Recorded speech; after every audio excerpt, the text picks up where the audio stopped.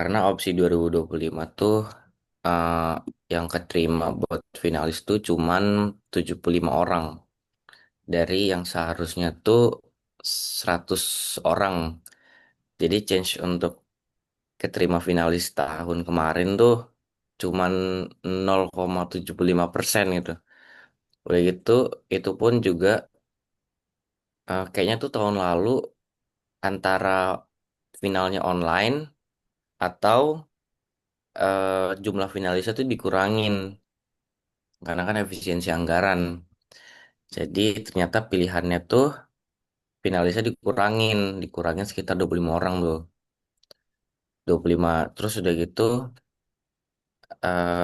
kan kalau misalkan dilihat di Google search aja SK finalis opsi 2025 itu kan muncul semua tuh sama SK pemenang opsi 2025 gitu.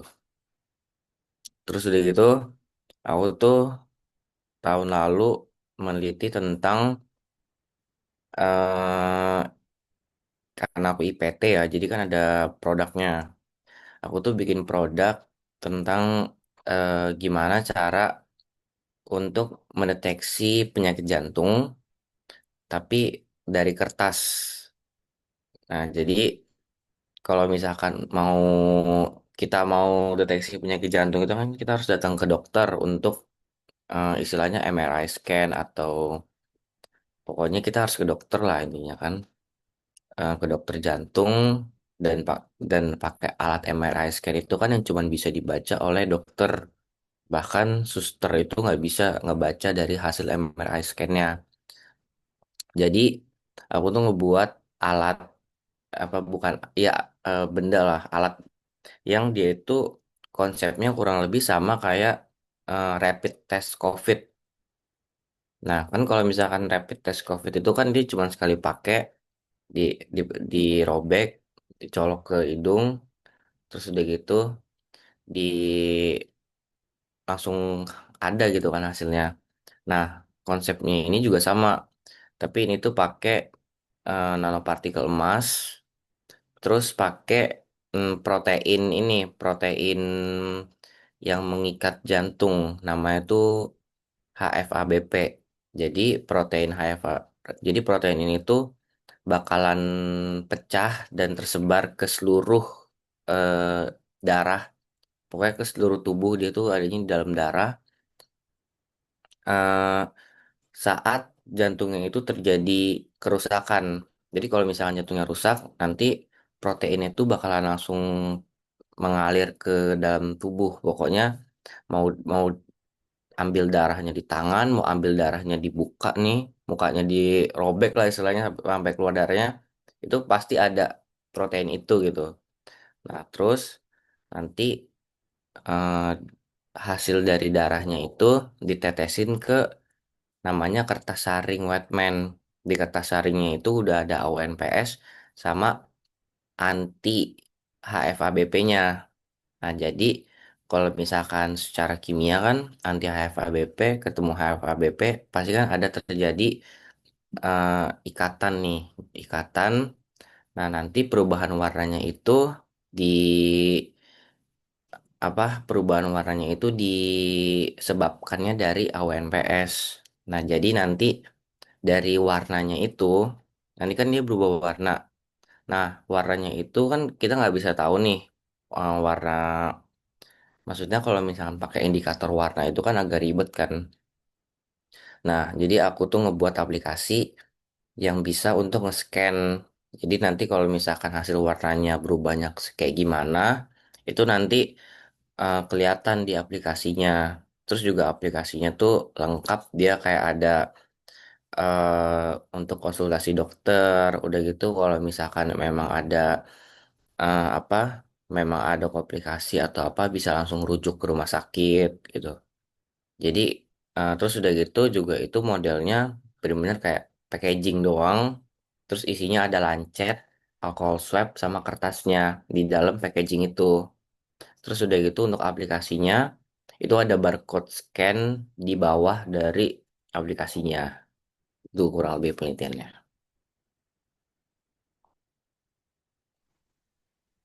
Oke, terima kasih banget Kak Mateo udah sharing soal penelitian tahun 2025 di Opsi. Jujur keren banget. Aku juga tadi sama ngedengerin Kak. Wah, kok bisa ya kepikiran? Mungkin dari latar belakang dulu nih Kak. Perjalanan awal nemuin kayak idenya terus bisa sampai lolos meraih medali perak di ajang Opsi itu gimana sih Kak? Dan ada nggak sih struggle-nya yang Kakak alamin selama itu? Ya, jadi eh gimana bisa nemu ya idenya tuh. Jadi kenapa bisa nemu tuh? Jadi pertama adalah penelitian S2 anak ITS. Mereka tuh mereka tuh penelitian berkelompok. Jadi penelitian berkelompoknya itu mereka ngebuat mereka tuh ini sama juga kertas saring Whitman, tapi mereka tuh ngedeteksi penyakitnya tuh penyakit Alzheimer. Jadi Alzheimer itu kan penyakit itu yang buat orang tua. Nah, itu tuh kalau aku kan ngambilnya pakainya darah. Nah, mereka tuh ngambilin dari dopamin, jadi dari ludah. Dari jadi eh, disuruh ngeludah lah di kertas itu gitu. Nah, karena ludahnya itu mengandung neurotransmitter atau apalah semacam itu, jadi itu tuh bisa dideteksi katanya. Jadi nanti eh, cuman juga penelitiannya tuh agak kurang jelas karena sebenarnya dia tuh nggak hasilnya nggak pasti karena apa ya itu tuh nggak pas. Jadi anak muda yang nggak terkena penyakit Alzheimer nyobain itu juga hasilnya bisa aja positif karena pokoknya dopamin itu nggak bisa diprediksi dengan jelas lah. Jadi kalau misalkan di dalam darah itu kan jelas tuh semakin banyak proteinnya berarti hasilnya itu semakin parah. Jadi itu kan jelas grafiknya itu. Kalau misalkan dilihat dari grafiknya tuh grafiknya lurus gitu. Semakin kecil jumlah proteinnya berarti semakin sehat, semakin tinggi jumlah proteinnya berarti semakin eh, berbahaya lah. Nah, cuman kalau misalnya Alzheimer ini dia susah pakai nggak korelatif lah. Nah, akhirnya karena itu aku sama partnerku yang opsi itu ini coba cari eh, apa sih penyakit yang lebih urgent dibandingkan dengan Alzheimer. Nah, ternyata kita tuh nemu penyakitnya tuh penyakit jantung. Emang itu yang paling paling urgent lah itu. Kalau misalkan struggle, jujur struggle itu waktu itu gara-gara apa ya? Waktu itu tuh opsi tuh benar-benar barengan banget sama lomba Samsung tuh. Jadi waktu itu ada lomba Samsung Solve for Tomorrow. Nah, itu tuh eh, di saat lomba opsi itu lomba Samsung juga jalan. Nah, jadi itu nabrak kan waktunya. Cuman waktu itu lebih fokusnya di Samsung sampai akhirnya pas pengumuman Samsung itu itu tuh opsi itu 3 minggu lagi gitu, 3 minggu lagi pengumpulan sedangkan opsinya itu belum dikerjain sama sekali. Akhirnya ya udah 3 minggu itu langsung buru-buru mikirin gimana konsepnya segala macem sampai ngurus-ngurus izin wawancara segala macem tuh 3 minggu lah. Tapi kalau tapi kalau misalkan konsep penelitiannya itu udah dipikirin dari jauh-jauh hari sebelum opsi emang. Bahkan opsi belum open aja tuh itu kita udah mikirin, udah tahu nanti ke depannya mau gimana gimana segala macem. Jadi 3 minggu itu cuma waktunya eksekusi aja gitu. Betul.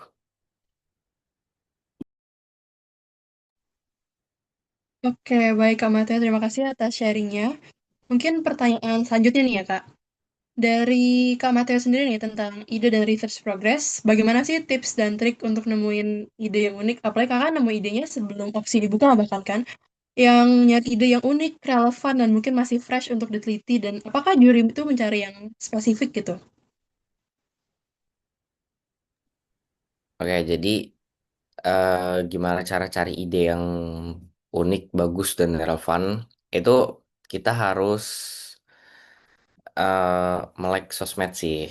Itu penting banget untuk anak-anak zaman sekarang. Itu harus melek sosmed, melek politik pokoknya. Karena karena politik itu yang mengatur hidup kita. Jadi eh apa ya? Benar-benar kita tuh coba cari-cari jurnal. Nah, kita cari-cari jurnal tahun 2025 itu yang publik orang-orang tuh pada ngepublikasi penelitian tentang apa gitu. Itu yang eh, relevan biasanya. Kalau kayak contohnya aku tuh waktu waktu kemarin kalau misalkan search jurnal, cari-cari jurnal, baca-baca jurnal, kayak misal kita tuh kayak ke ini aja kayak ke Research Gate, terus Science apa pokoknya yang eh, tempat untuk cari jurnal itu dilihat-lihat tahun yang sekarang, terus lihat aja orang-orang tuh pada eh, ngepublikasi tuh jurnal yang berkaitan tentang apa, terus memakai apa gitu. Kalau waktu itu tuh yang emang lagi viral tuh bukan viral sih kayak yang paling banyak waktu itu tuh tentang nanopartikel emang apapun itu nanopartikelnya karena kemarin tuh yang menang juga eh, justru sebenarnya yang juara satu kemarin tuh itu eh, yang yang kurang lebih sama tapi mereka tuh ke Alzheimer justru enggak tapi metodenya beda tapi penyakitnya tuh Alzheimer. Nah, itu tuh biasanya kalau kalau misalkan emang mau tujuannya ke penyakit yang emang penyakit tuh Alzheimer. Di penelitian tuh biasanya Alzheimer, jantung, kanker, tapi kanker tuh ribet banget. Terus apalagi ya biasanya tuh sakit-sakit kayak batuk, flu. Terus kalau penelitian tuh juga biasanya itu pecandu rokok, nikotin yang berhubungan dengan kayak gitu-gitu biasanya itu emang viral tuh. Terus sama biasanya itu memang pokoknya yang apa ya yang happening di Twitter, happening di Instagram, politik segala macam itu benar-benar ini sih. Itu yang bisa diangkat jadi tema biasanya. Karena kemarin tuh juga ada yang dia tuh memanfaatkan lumpur lapindo itu lolos final. Terus dia gitu mm, sama biasanya tuh yang di daerahnya, daerah sekitarnya punya masalah. Jadi waktu itu tuh ini IPS. Waktu itu anak SMA berapa ya? 53 apa 52 apa 6 berapa pokoknya dia itu di pertukangan tuh. Nah, udah gitu di halte sekitarnya itu berubah nama tiba-tiba dari halte apa jadi pertukangan Demasif atau apa gitu. Nah, itu tuh bikin orang-orang jadi bingung. Ini tuh turunnya di halte apa kok tiba-tiba berubah tanpa pemberitahuan apa gimana gitu. Naming rights lah. Nah, udah gitu ternyata dilihat di Twitter itu tuh juga viral gitu. Naming rights itu viral gini-gini segala macem. Karena orang-orang kayak naming rights itu kan berhubungannya sama juga kayak eh, Blok M, BCA gitu. Terus udah gitu Tuku kan pernah ada tuh namanya di halte. Nah, pokoknya yang kayak gitu. Itu viral terus diangkat jadi tema opsi mereka. Sama itu juga waktu itu yang happening itu waktu itu kan ada ini permasalahan tentang pick tuh pick 2 pick pick 2 atau pick berapa gitu pokoknya nelayan-nelayan sana tuh susah lah untuk mendapatkan ikan karena memang di kotak-kotakin apa gimana gitu pokoknya itu ada hubungannya dengan politik lah. Nah jadi itu tuh diteliti sama mereka dan mereka dapat gold. Pokoknya sebenarnya emang permasalahan tuh nggak perlu ribet-ribet banget sih, nggak perlu. Pokoknya yang penting ada masalah yang benar-benar apa yang urgensinya jelas, solusi yang diberikannya bagus, efisien, udah menang gitu. Nggak perlu ribet-ribet banget. Itu sih paling. Oke, oke, paham banget nih, Kak. Berarti emang harus nyari yang relevan, terus kalau misalkan ada lokalisasi mungkin lebih bagus kali, Kak, ya. Jadi yang sekitaran kita juga gitu ya, Iya, masalahannya. yang benar-benar di sekitaran kita aja. Oke, oke, oke. Nih dari kakak sendiri tadi kakak nyebutin soal baca jurnal ya, Kak ya. Kalau dari kakak sendiri, apakah kayak membaca suatu buku atau membaca jurnal untuk menjadi referensi atau sekedar bacaan tuh jadi salah satu kunci kesuksesan untuk memunculkan ide baru? Hmm, jadi kalau baca jurnal tuh nggak usah dibaca semuanya. Pokoknya kalau misalnya dibaca jurnal, itu baca judulnya dulu. Nah, kalau misalkan ada nih sesuatu yang pengen kita cari di judulnya. Misal kayak aku mau cari tentang nanopartikel emas. Karena dari judulnya itu dia tuh nge-mention tentang nanopartikel emas nih. Pokoknya apapun itulah mau dia dipakai untuk makanan kayak mau dipakai untuk deliver apa drug delivery atau apa. Pokoknya ada aja yang kita cari ini nanopartikel emas. Udah, berarti itu kita baca. Nah, udah gitu kalau misalkan dibaca jangan dibaca semua. Langsung ke metode biasanya. Di metode di metode atau di bab 2 tentang tinjauan tinjauan pustaka.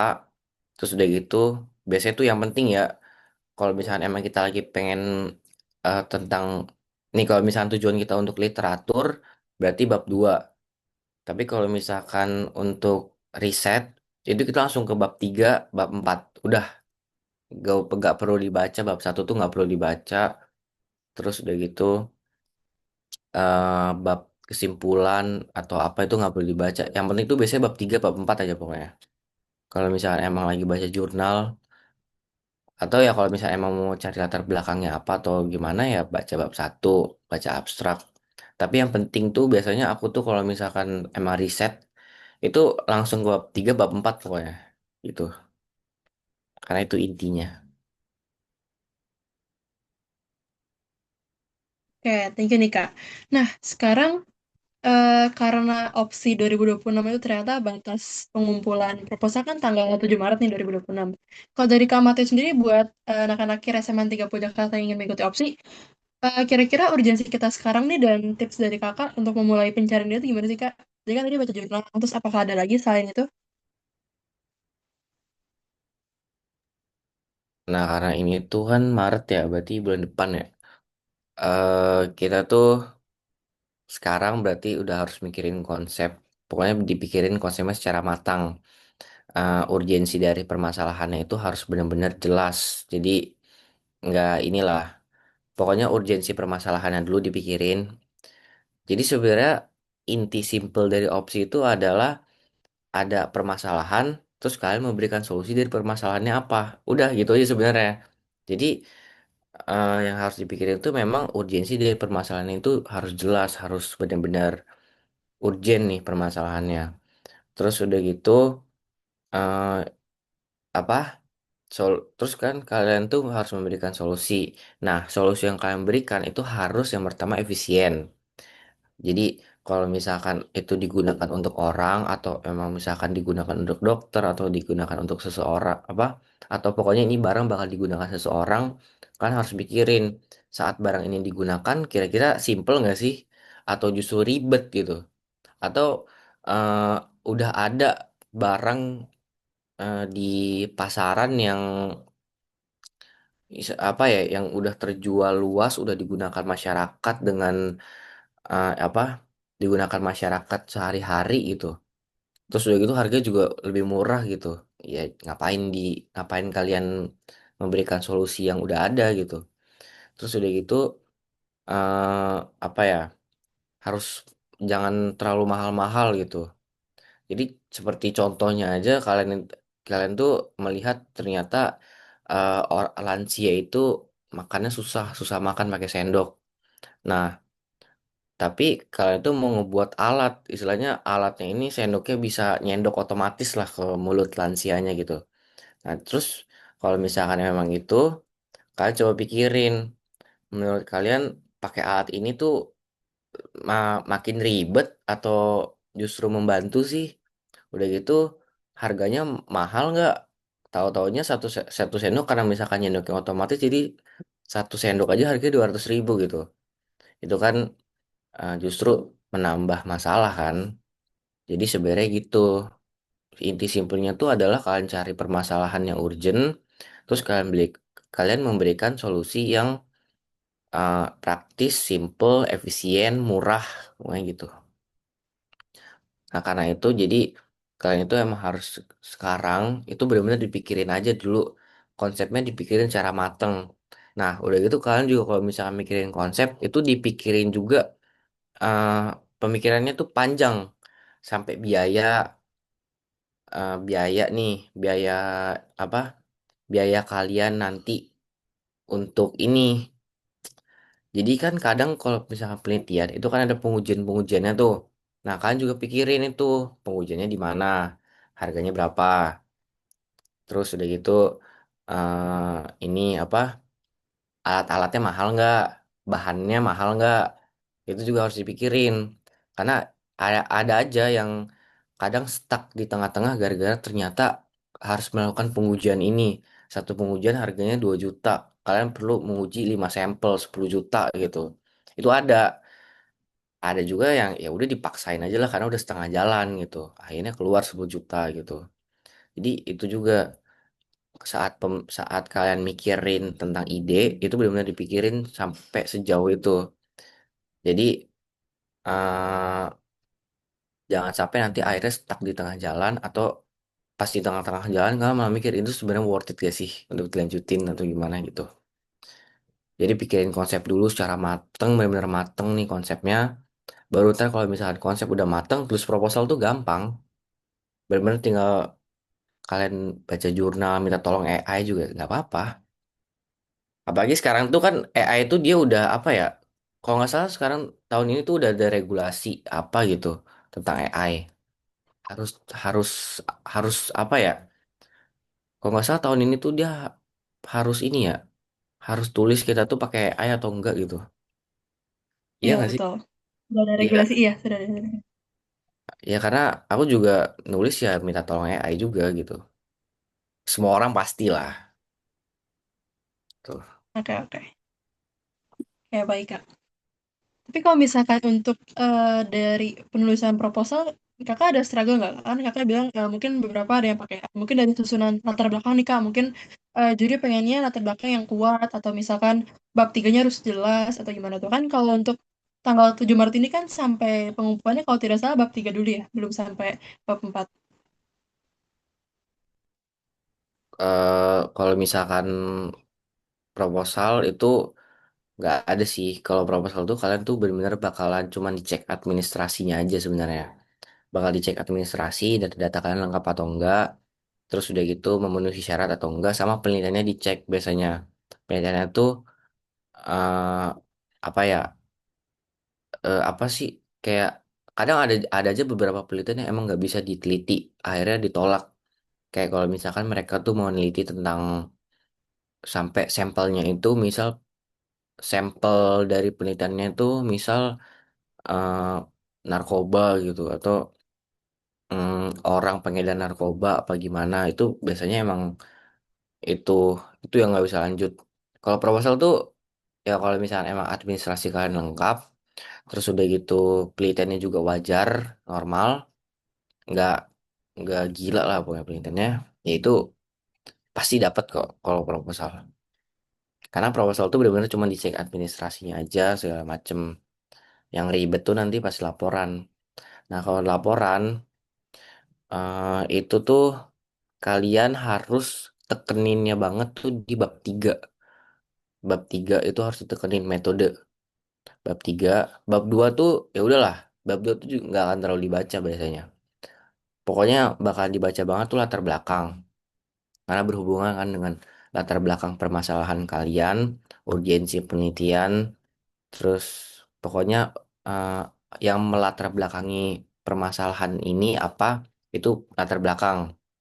Bab 2 itu ya udah, bab 2 itu kayak yang penting ada aja literatur.